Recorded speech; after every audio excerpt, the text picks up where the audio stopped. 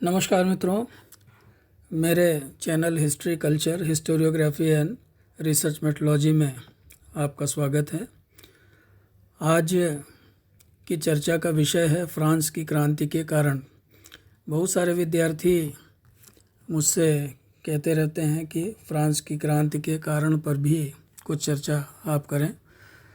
तो जनरली जैसे आप लोग पुस्तकों में पढ़ते हैं उससे थोड़ा हट करके मैं इस विषय में अपने विचार आपके सामने रखना चाहूँगा। मित्रों, 1789 ईस्वी की फ्रांस की क्रांति, जैसा कि आप लोग जानते हैं कि मानव इतिहास में एक युगांतरकारी घटना थी। 1789 में जिस आदर्श को प्राप्त करने का प्रयत्न क्रांतिकारियों ने किया वह मूल रूप से फ्रांसीसी समाज में निहित सकारात्मक तथा नकारात्मक शक्तियों के संघर्ष का परिणाम था। मित्रों ध्यान दीजिएगा, किसी भी समाज में दोनों तरह की फोर्सेस होती हैं, सकारात्मक भी और नकारात्मक भी। तो इस तरह से फ्रांसीसी समाज में निहित सकारात्मक तथा नकारात्मक शक्तियों के संघर्ष का परिणाम थी ये फ्रांस की क्रांति। मित्रों, फ्रांस की क्रांति के कारणों को समझने के लिए क्रांति के चरित्र को समझना भी आवश्यक है। जहाँ तक परंपरावादी इतिहासकारों का प्रश्न है, परंपरावादी इतिहासकारों के अनुसार समाज के मूल परिवर्तन को क्रांति कहा जाता है। यानी कि समाज का जो मूल परिवर्तन है, जो बेसिक चेंजेस आते हैं सोसाइटी में, उसको क्रांति कहा जाता है। परंतु मित्रों, मूल शब्द की परिभाषा हर इतिहासकार अपने अपने तरीके से देते हैं, जिसके कारण इस परिभाषा की ऐतिहासिक उपयोगिता स्वतः ही कम हो जाती है। इसके विपरीत जो मार्क्सवादी इतिहासकार हैं, मार्क्सवादी इतिहासकारों का विचार है कि क्रांति की संज्ञा केवल उस ऐतिहासिक प्रक्रिया को दी जा सकती है जिससे समाज की राजनीतिक तथा आर्थिक शक्ति का हस्तांतरण एक वर्ग से निकलकर दूसरे वर्ग के हाथों में हो जाए। तो इस तरह से मार्क्सवादी दृष्टिकोण जो है वो फ्रांस की क्रांति को यह मानता है कि इसमें सत्ता का हस्तांतरण हो गया, एक वर्ग से सत्ता दूसरे हाथ में चली गई। तो इस दृष्टिकोण से फ्रांस की क्रांति मानव इतिहास में होने वाले वर्ग संघर्ष की श्रृंखला की एक कड़ी माना जा सकता है।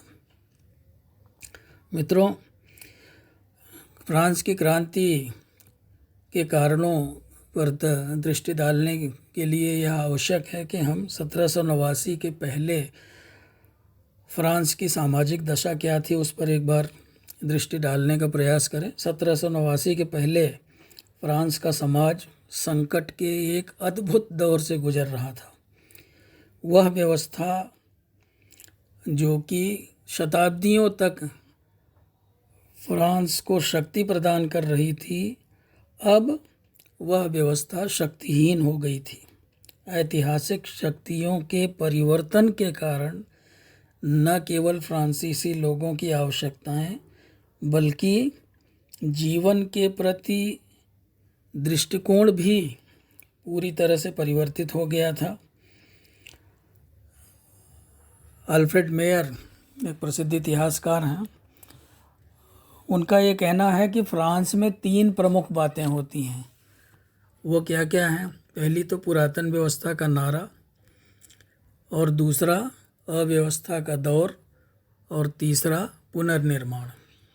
पुरातन व्यवस्था यानी कि जो पुरानी व्यवस्था, एंशिएंट रिजीम जिसे कहते हैं हम लोग, और अव्यवस्था का दौर जो जिस दौर में लोग गुजर रहे होते हैं, और फिर उसके बाद जब क्रांति होती है तब उसके बाद पुनर्निर्माण होता है। तो इस तरह से जो क्रांति का दौर है वो 3 भागों में विभाजित किया गया है। तो क्रांति को बल प्रदान करने वाली शक्तियाँ कौन थी, इसके बारे में हम चर्चा करते हैं।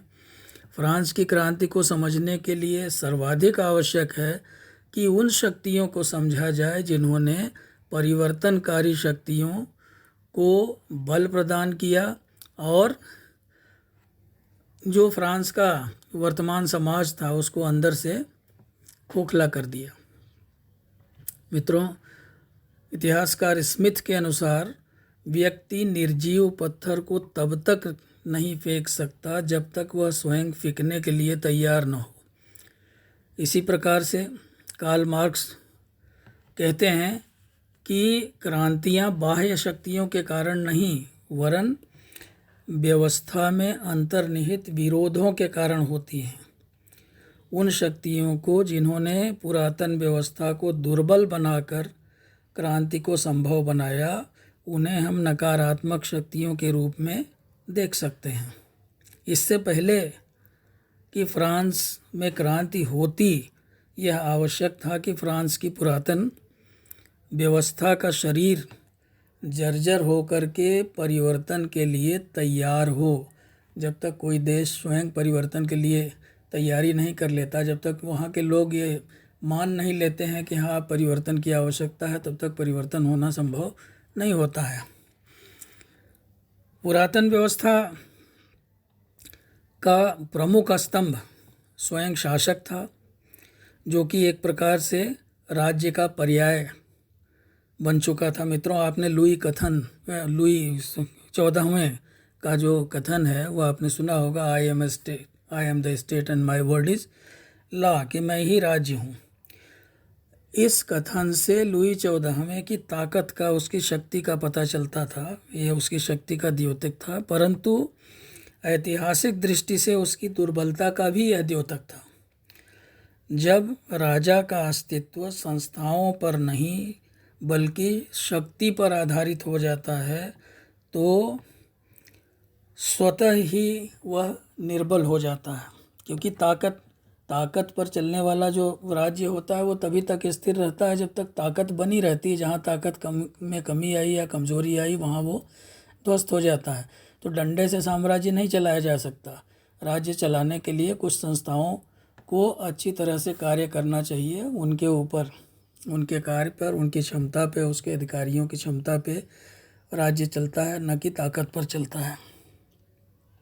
तो लुई 14वां योग्य था, प्रतिभा संपन्न था, इसलिए उसके समय में फ्रांस ताकतवर था, शक्तिशाली था। लेकिन मित्रों, लुई 14वां अपनी संतानों को एक विशाल राज्य तो उत्तराधिकार में दे सकता था, किंतु वह चरित्र और योग्यता नहीं प्रदान कर सकता था उन्हें। तो शक्ति का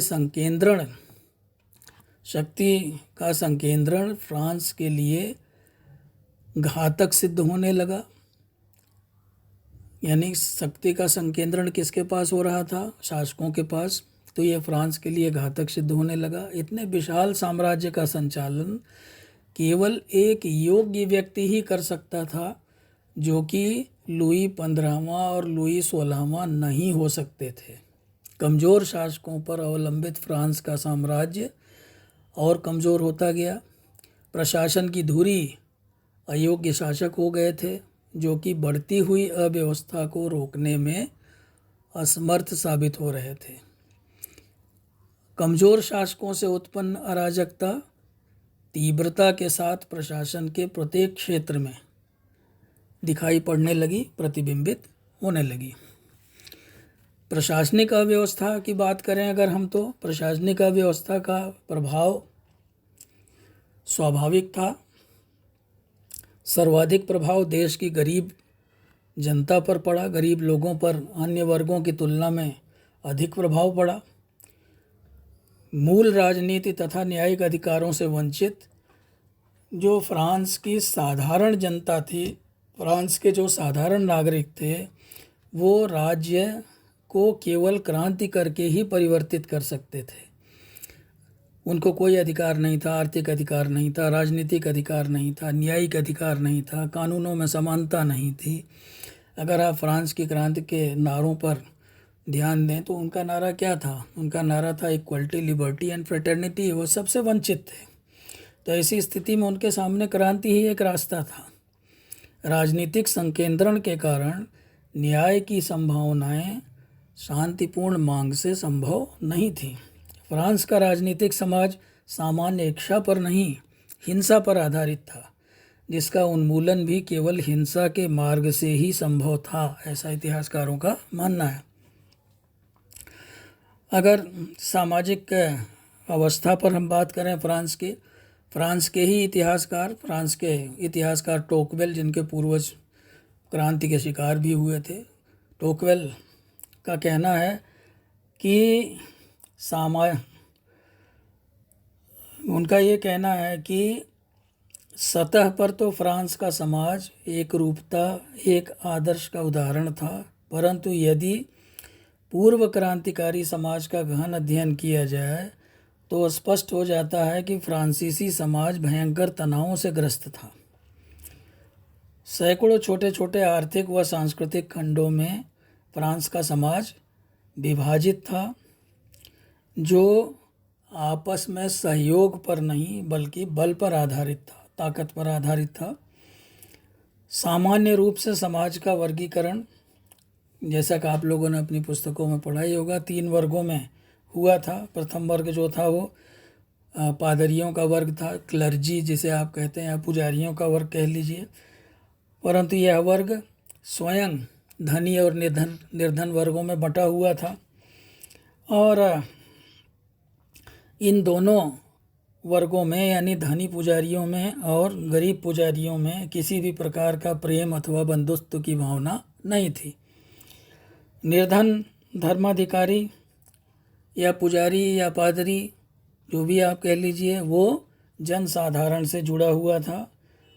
उसने भी गरीबी, ज़रूरत और भूख को उतने ही करीब से देखा और महसूस किया था जितने करीब से कि सर्वसाधारण वर्ग ने, जितने करीब से कि गरीब किसान प्रतिदिन जो है गरीबी और भूख से सामना करता था, वैसे ही जो छोटे पादरी और पुजारी थे वो भी कर रहे थे। तो कर्तव्यपरायण होने के बावजूद भी इन्हें अपनी स्थिति के अनुकूल स्थान समाज में प्राप्त नहीं हुआ था। तो स्वाभाविक था कि वह असंतुष्ट था, और इस असंतोष के कारण पुरातन व्यवस्था का महत्वपूर्ण एक वर्ग जो था वो असंतुष्ट था और अंदर से समाज को खोखला कर रहा था। निर्धन पुजारियों का यह वर्ग अपनी निष्क्रियता से क्रांति को सहमति प्रदान कर रहा था। कहते हैं ना, मौनम स्वीकार लक्षणम, वो क्रांति को मौन स्वीकृति प्रदान कर रहा था। उच्चाधिकारी जो थे वो विलासी थे और इस भयावह वास्तविकता को समझने में पूरी तरह से असमर्थ थे। उनमें व्याप्त भ्रष्टाचार स्वयं उनका शत्रु बनता जा रहा था, क्योंकि जनता के मस्तिष्क में पादरी धर्म का पर्याय था। जब जनता पादरियों के प्रति जनता की आप कह लीजिए पादरियों के प्रति श्रद्धा टूटने लगी, तो स्वाभाविक था कि धर्म के प्रति उसकी आस्था भी जड़ तक हिल गई थी। उसके लिए धर्म का कोई मायने नहीं।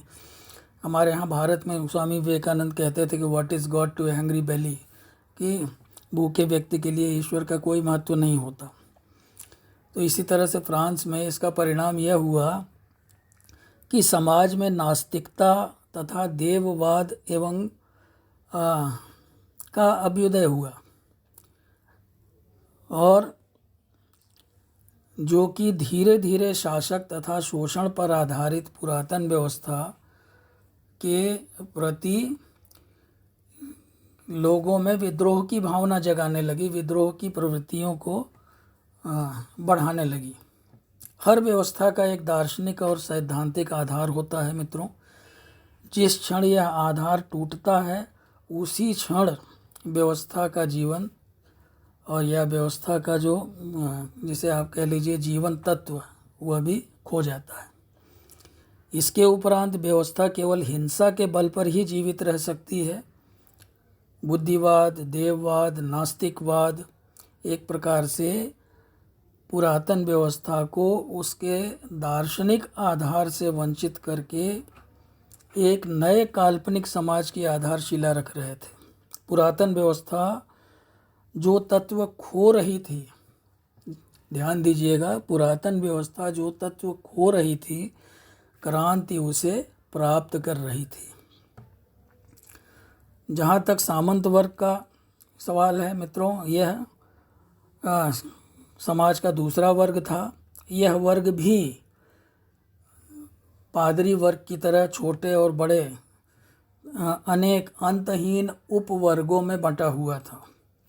कुछ तो बहुत बड़े बड़े सामंत थे जिन्हें बहुत विशेषाधिकार प्राप्त था, लेकिन बहुत सारे ऐसे सामंत थे जिन्हें विशेषाधिकार नहीं प्राप्त था। ये इतने उपवर्गों में बटे हुए थे, जैसे सैनिक सामंत, न्यायिक सामंत, सेक्शन सामंत, धनी सामंत, निर्धन सामंत, जिसके कारण पुरातन व्यवस्था के इस अत्यधिक महत्वपूर्ण आधार का भी आंतरिक वर्गीय एकता नष्ट हो चुकी थी। इनकी जो आंतरिक वर्गीय एकता थी वो पूरी तरह नष्ट हो चुकी थी, और तनाव से यह वर्ग जो था तनाव से पूरी तरह से ग्रस्त हो चुका था, और ये भी क्रांति को शक्ति प्रदान कर रहा था, कह लीजिए क्रांति को स्वीकृति प्रदान कर रहा था।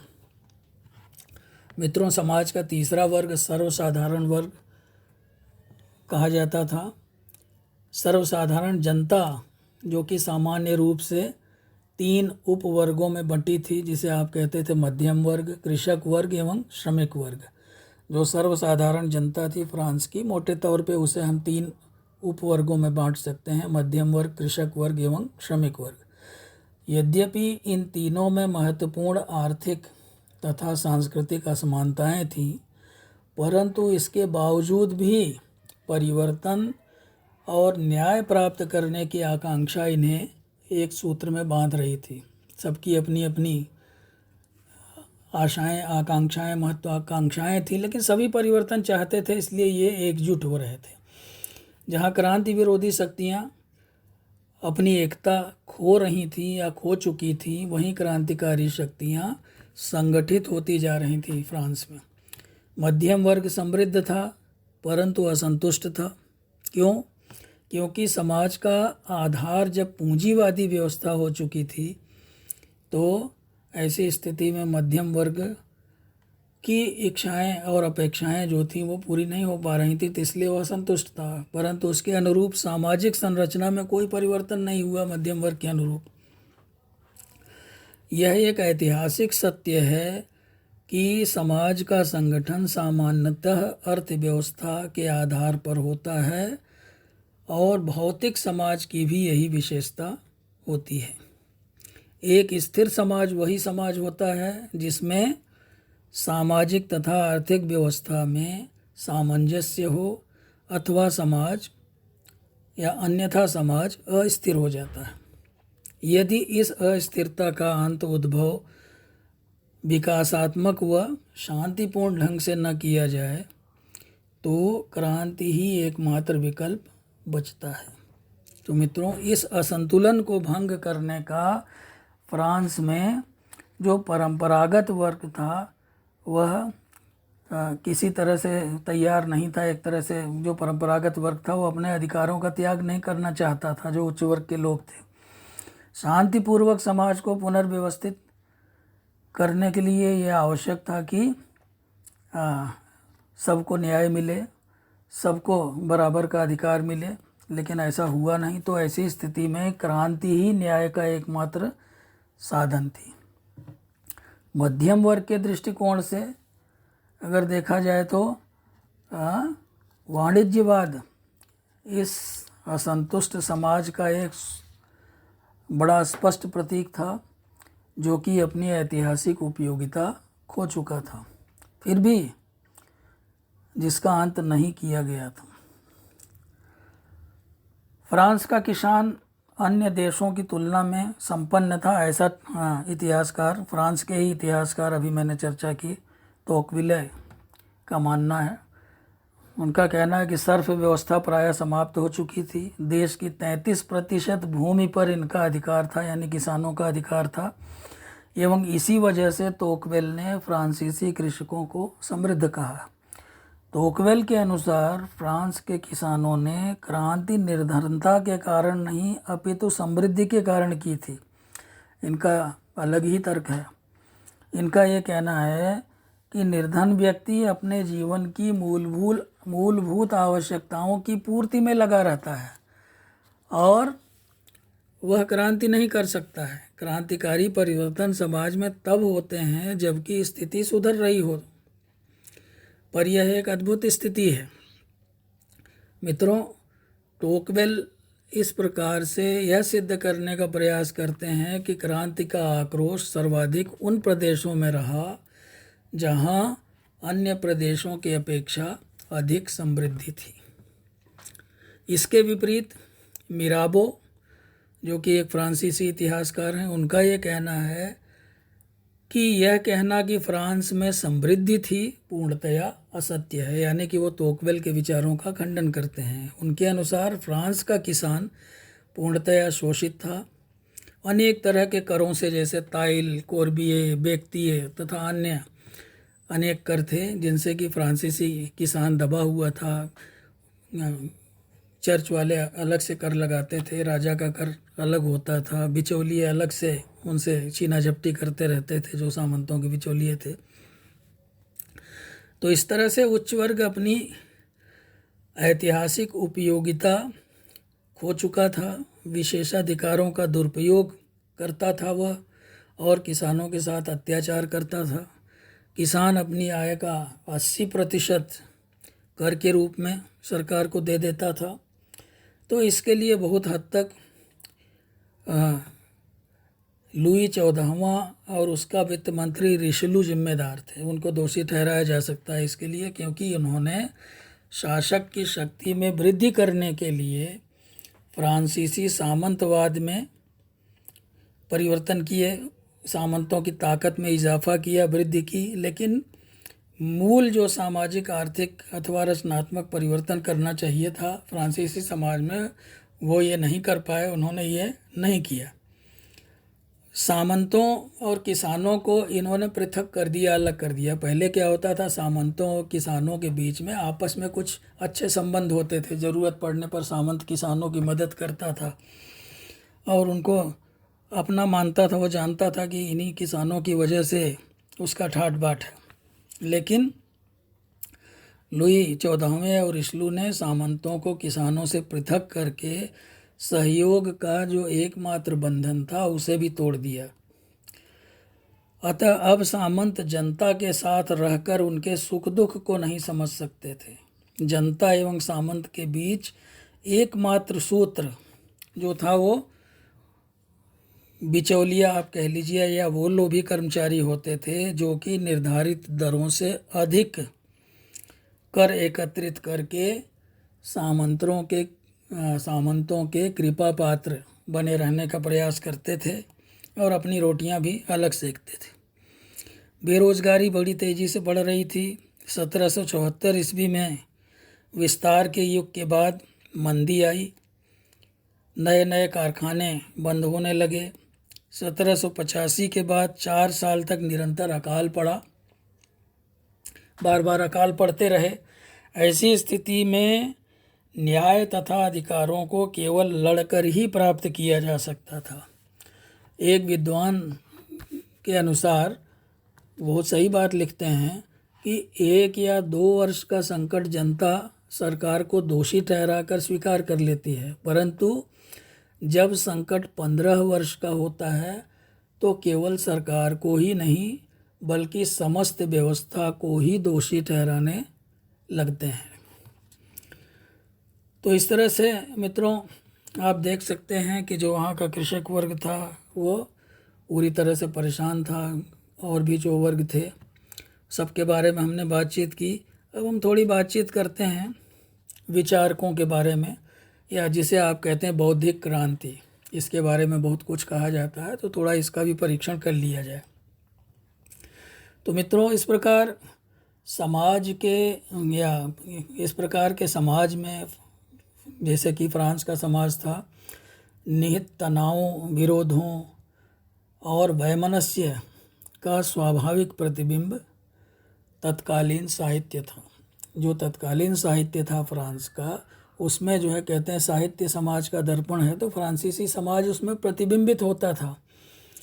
नवोदित मध्यम वर्ग तथा निम्न सामंत वर्ग के मार्ग से विचारों की एक ऐसी सरिता प्रवाहित हुई जिसने कि क्रांति को जन्म देने में बड़ी महत्वपूर्ण भूमिका निभाई। विचारों की इस सरिता ने क्रांति का आवाहन किया। वर्तमान के शोषण से त्रस्त होकर समाज के दार्शनिक और बुद्धिजीवी उन आदर्शों को प्राप्त करने का प्रयत्न करने लगे जिनका कि फ्रांस के समाज में नितांत अभाव था। मित्रों, समानता, स्वतंत्रता और बंधुत्व जो कि फ्रांस की क्रांति के प्रमुख नारे थे, तो स्वतंत्रता, समानता और बंधुत्व की भावना लोगों के लिए केवल वैचारिक सिद्धांत थे और साथ ही साथ वो जीवन की स्थिति को सुधारने के साधन भी थे। फिर से आप समझ लीजिए इसको कि ये जो नारा था इक्वलिटी, लिबर्टी एंड फ्रेटर्निटी, यानी स्वतंत्रता, समानता और भ्रातृत्व या बंधुत्व, ये केवल नारा नहीं था बल्कि फ्रांस की जो स्थिति थी उसको सुधारने का साधन भी मानते थे उसे क्रांतिकारी। तो इन विचारों का जन्म लोगों के मस्तिष्क से नहीं हुआ था बल्कि उनकी आवश्यकताओं से हुआ था। जैसे उनकी आवश्यकताओं ने, लोगों के दिमाग ने इन नारों को जन्म नहीं दिया था, लोगों की आवश्यकताओं ने इन नारों को जन्म दिया था ताकि क्रांतिकारियों को एक सहारा मिल सके। हॉब्स और लॉक जैसे जो विद्वान थे उन्होंने शासक को धर्म की परिधि से निकालकर उसका मानवीकरण कर दिया था। यानी कि जो शासक कहा जाता था डिवाइन राइट्स वाला जो है, तो डिवाइन राइट्स वाले सिद्धांत को उन्होंने खारिज किया। उन्होंने ये कहा कि शासक भी एक मनुष्य होता है। वॉल्टेयर ने चर्च पर प्रहार करके पुरातन व्यवस्था की सबसे महत्वपूर्ण कड़ी को कमज़ोर कर दिया था। टोकवेल के अनुसार शासक व चर्च में घनिष्ठ संबंध था। शासक चर्च को शोषण का अधिकार देता था।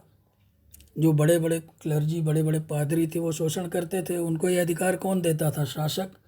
और बदले में ये बड़े बड़े पादरी, क्लर्जी वर्ग के लोग क्या करते थे कि बदले में वो शासक को शासन करने का आध्यात्मिक आधार प्रदान करते थे और उसको अधिकारों से लैस करते थे। तो चर्च की सर्वोच्चता को चुनौती देकर वॉल्टेयर ने राजतंत्र के मनोवैज्ञानिक आधार को ही हिला दिया। चर्च के प्रति अश्रद्धा, शासक के प्रति अनास्था इत्यादि आप कह सकते हैं कि इस बौद्धिक आंदोलन के परिणाम थे। इस बौद्धिक आंदोलन ने लोगों में चर्च के प्रति श्रद्धा को समाप्त कर दिया और शासकों में भी उनकी आस्था कम होती गई। मॉन्टेस्क्यू ने शक्ति पृथक्करण के सिद्धांत का प्रतिपादन किया और अत्यधिक राजनीतिक संकेंद्रण के सिद्धांत पर प्रहार किया तथा लोगों के हृदय में न्याय के प्रति आशा की एक किरण को जन्म दिया। उसका यह कहना था कि पावर जो है वो, मतलब ये जो राजा जो है उसी के पास सारी शक्ति का संकेंद्रण नहीं होना चाहिए बल्कि शक्ति जो है उसका विकेंद्रीकरण होना चाहिए, लोगों में बंटना चाहिए। क्योंकि शक्ति का जो केंद्रीकरण है, संकेंद्रण जो है वो तरह तरह की कुरीतियों को, तरह तरह के कष्टों को जन्म देता है।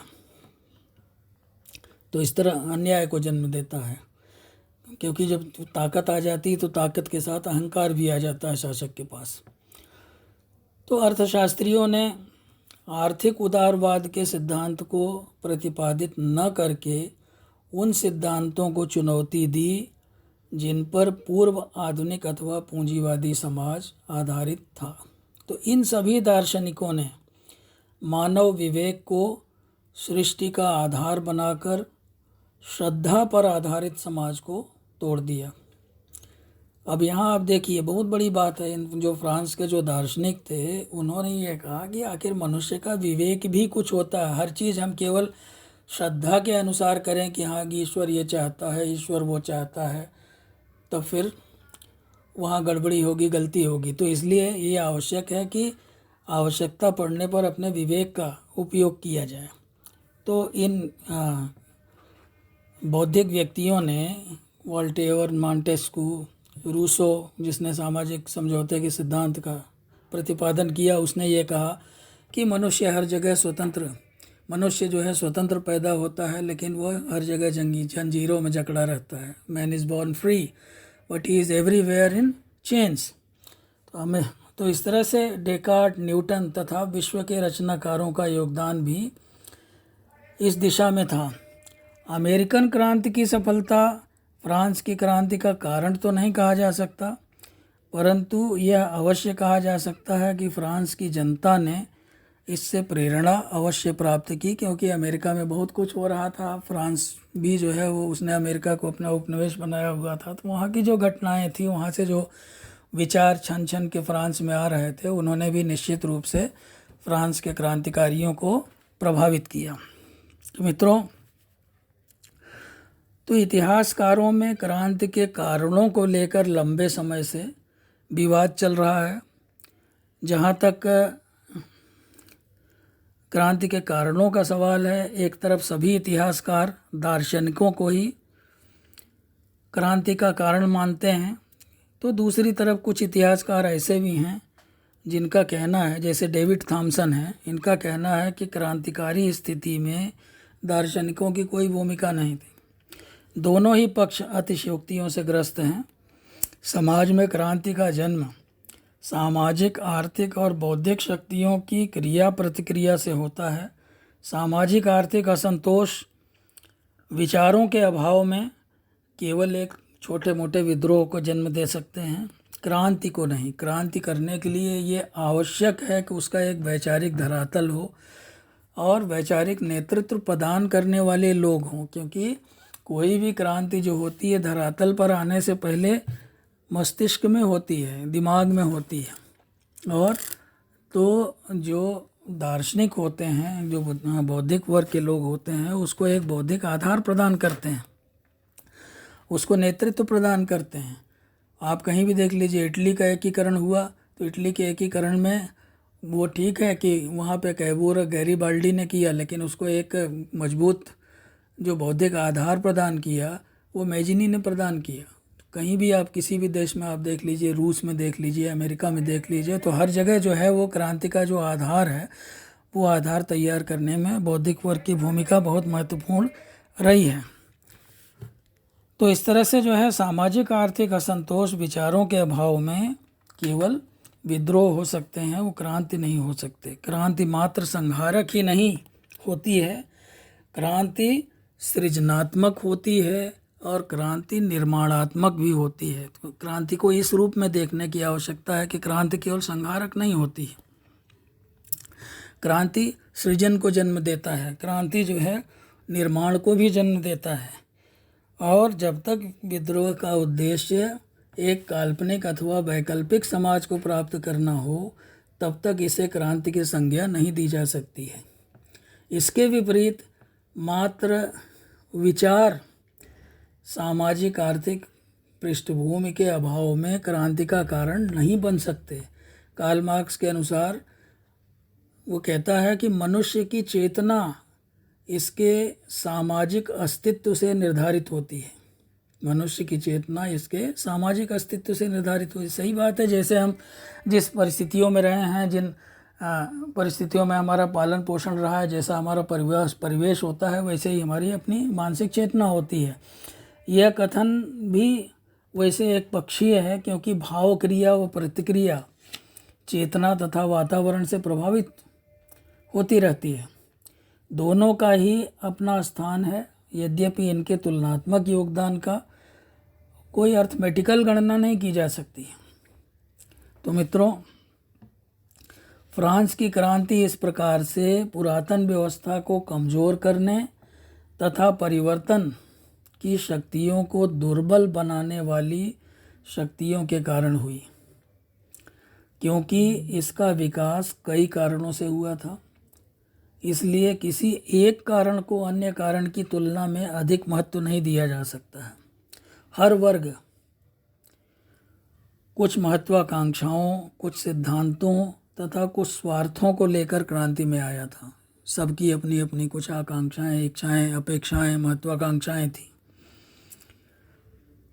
और क्रांति के आदर्श पूर्ण रूप से तो प्राप्त नहीं किए गए, न तो व्यावहारिक स्तर पर उन्हें प्राप्त करना संभव था। फिर भी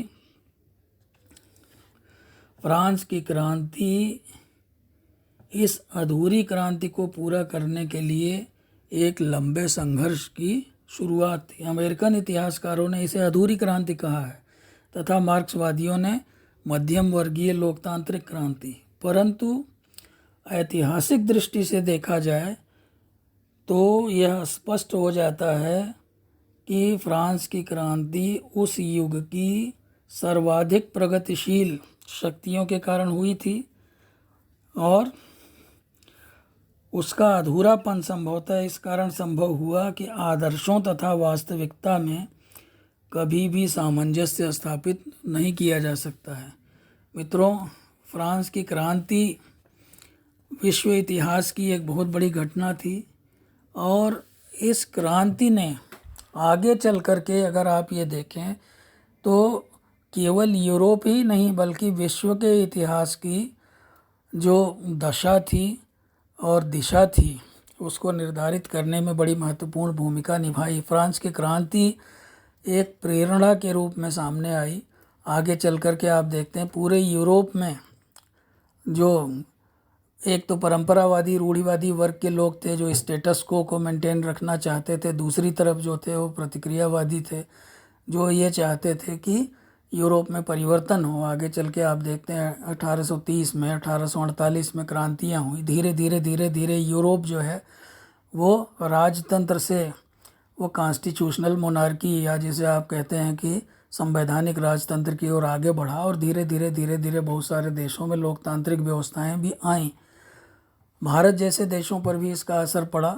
आप देखते हैं कि जो नारा था मुख्य रूप से इक्वालिटी, लिबर्टी एंड फ्रेटर्निटी, ये नारा जो है वो सार्वभौम बन गया। ये केवल फ्रांस तक ही सीमित नहीं रहा, दुनिया के अनेक देशों में जो है इस नारे को महत्व दिया गया। जिन देशों में स्वतंत्रता आंदोलन चल रहे थे उन देशों ने जो है इस नारे का उपयोग किया अपने देश में। और तो इस तरह से कुल मिला करके उम्मीद है थोड़ा सा अलग ढंग से मैंने इसकी चर्चा की, जैसे आमतौर पे किताबों में दिया रहता है उससे थोड़ा सा हट करके हमने क्रांति के कार्यों की समीक्षा करने का प्रयास किया। उम्मीद है कि आपको पसंद आया होगा और अगर पसंद आया हो तो मेरे चैनल को आप लाइक करें और इस पर कमेंट भी करें और सब्सक्राइब करें। नमस्कार, आपका बहुत बहुत धन्यवाद। फिर मिलते हैं किसी एक नए टॉपिक के साथ।